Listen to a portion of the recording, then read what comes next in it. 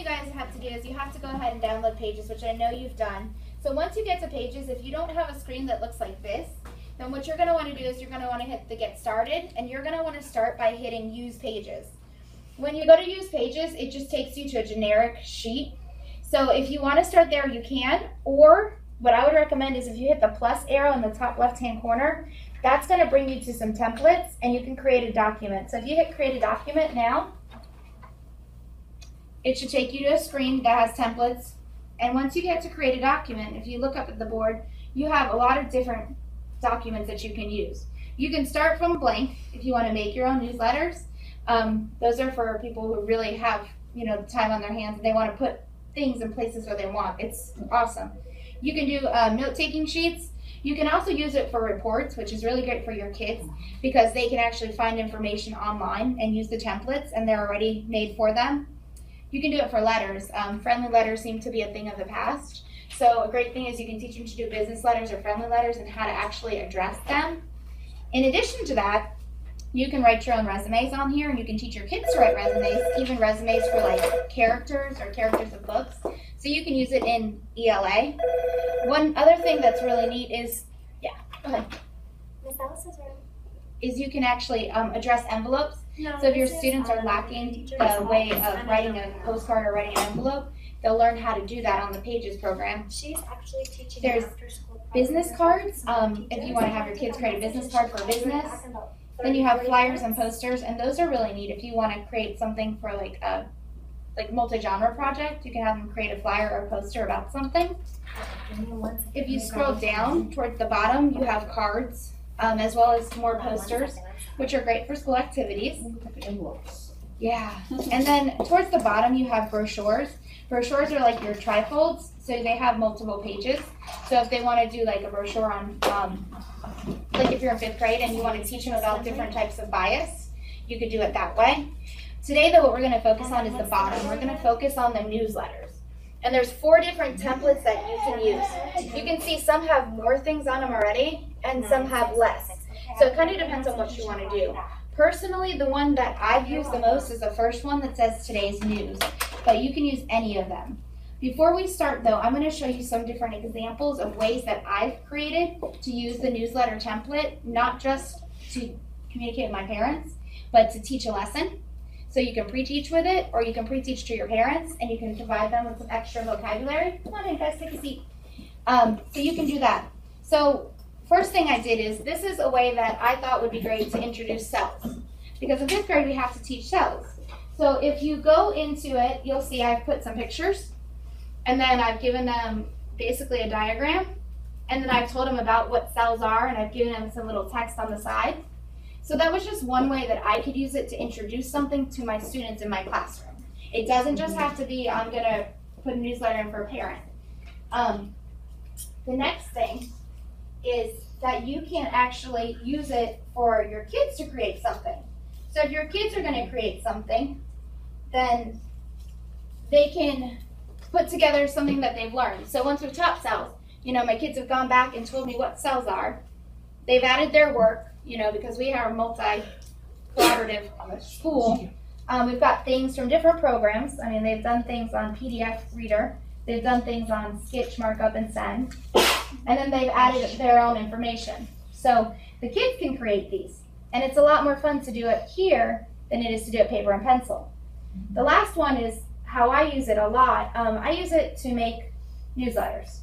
So in 5th grade, our newsletters are pretty much standard. And this is what we're going to focus on today. I'm going to teach you how to make a newsletter pretty quick, and then I'm going to let you make your own newsletter. Okay? So you might just want to think, what would you want to put on a newsletter? What type of format would you want to use? And there's some basic functions that you need to know. So if you would go back to create a document, and you would scroll all the way down to the bottom, and you would pick any of those 4 newsletters that you think would be interesting to you, pick any of them, and then it's going to come up. So go ahead and do that with me. This is the standard fill text. This is actually written in Latin. It's always going to be filled in for you before, because this way you know where you can go in and you can edit it. It also provides you with a header and a footer. The first thing I always recommend you do is where it says Classic Newsletter up at the top, where it's title, is that you click right up there, and you're gonna wanna give it a name. Because maybe you want to use the same newsletter next week, and then you just want to make a copy of it, so you can just edit certain parts of your newsletter. It makes it really easy, you're not redoing it. Then if you just tap out anywhere, I have to choose a different name. If you just tap out anywhere, then you've got your name saved. And it saves automatically. So if you are running out of juice and your battery dies, your newsletter's already saved and you don't have to worry about it. The next thing is, if you look at the top, this blue on the top of this newsletter is actually your header. So if you click on that, it's going to take you to a completely different screen. What you do is you double tap. And now you can change your header and your footer. Obviously on a newsletter, you can make it whatever you want. I like to put, 5th grade or Waccamaw, but you can put whatever makes you happy. Whoever you're communicating with is a good idea. I like to put the date on the top right, but you can choose whatever you want it to say. Anytime you're done with a header or a footer, you just go to the top left and hit done, and you can be done. But here's a really neat thing. Let's say you made a mistake, and you're really frustrated and you've had a long day. There's an undo button, but if you're Miss Ellis, you just shake your iPad. Because if you shake your iPad, undo is always going to pop up for you, and you might just need to get that off your chest. Wait. So again, no, I'm not kidding. Seriously, so you can You just do shake it with it every and program on your phone? all your Apple apps, yeah, absolutely. So Be in a double tap. done, shake it, whatever makes you happy. Once you're done, hit done, and now you've got your headers. So your headers will fill in. If you don't put anything there, it's going to go back to that fill text, so you want to make sure you get rid of that. The next thing, I know in 5th grade, one of the things we wanted to do is we wanted to change it. So if you double tap anywhere, what you're doing is you're highlighting that part of your information. And when you double tap, you can go backwards, you can type, you can change the font. So type whatever you want it to say. And if you notice, mine is kind of disappearing. You notice how now mine just says the? Well, the reason it just says the is because it's not going to fit. So again, if you double tap and highlight that whole box, and you see that it's highlighted, you're going to want to use this paintbrush button because that's your format button. Your format button will be your best friend. That paintbrush, it changes the style. So if you hit that paintbrush in the top right-hand corner, now you have multiple options. You can change the style, you can change the writing into a list, you can change where it's laid out. The biggest thing is right here where you have your text. If you're really wordy and you want to write something that's going to take up a lot of space, you want to hit the text size and you want to change it. And once you change it, you might have to tap on the rest of it again to make it all the same size so that it fits. So go ahead and play with that for a minute. Change your text size to whatever size is appropriate for you. And if you want, if you double tap and you grab the corners, you can highlight it all at the same time. And then again, you can hit your paintbrush so it's the exact same size. Maybe I want them all to be 21 points. Once you change your size, you can play with your colors. There's multiple colors. If you swipe, keep swiping, you can change your color wheel. Colors are fun. They stand out. If you're sending this as a PDF or as an email or posting it as a picture and an image, picking the colors that pop will really help your parents be more interested in this. So you want to think about that. You can also change your size of your fonts here. Smaller A's will make it smaller, bigger A's will make it bigger. You can change the numbers. You can make your font bold, italic, underlined, or you can change your alignment. Some people like to look at alignment and they prefer it just be aligned left or aligned right. It's whatever is visually appealing to you and your readers. Again, anywhere you see that font, if you double tap on that font, that allows you to change it. So go ahead and double tap on the line underneath. Maybe you want to change it to our new motto, listen, learn, lead.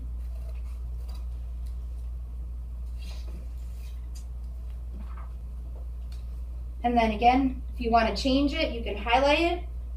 You can click and drag. And then again, you can go back to your paintbrush button if you want to adjust it, the styles, and play with it. That's going to be your best friend. That's kind of like your editing marks.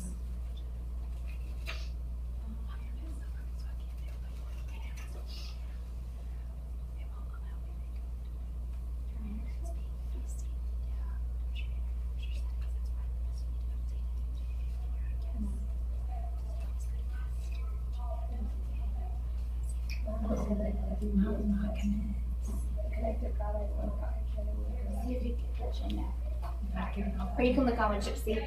All right, so once you're done with that, If you go ahead and look at the pictures, the picture has a plus sign in that bottom corner. The reason it has a plus sign is because that plus sign allows you to change it or to edit it. So if you already have a picture that you've saved and you have it on your device, you can hit that plus, God bless you. You can go ahead and hit that plus sign and you can change your picture because your albums will pop up. One really neat thing is if you get PowerPoints or use PowerPoints or any things that you use in your classroom, if you have them saved on your iPad, like if they're emailed to you, you can snip pictures of your PowerPoints. God bless you. And you can put those on here. Or you can actually take pictures in your classroom. One thing I know in 5th grade is we've been doing a lot of ocean floor projects. So I've just taken pictures of the ocean floor projects and like examples. And once I find them, I can just go ahead and I can put the examples of the ocean floor or pictures of things we've done in a class right there. And it's just a good way to make things stand out. Now you'll notice that that picture is popping. It's got like a border around it. You can change those types of borders. Again, if you just click on it, and you'll see that you have your blue dots around the outside, and you go back to your friendly paintbrush button again. Now you have your style options. I use this one in the bottom right a lot. Kind of looks like wavy. It's that 3-dimensional, get them on board. But you can change it to whatever you like.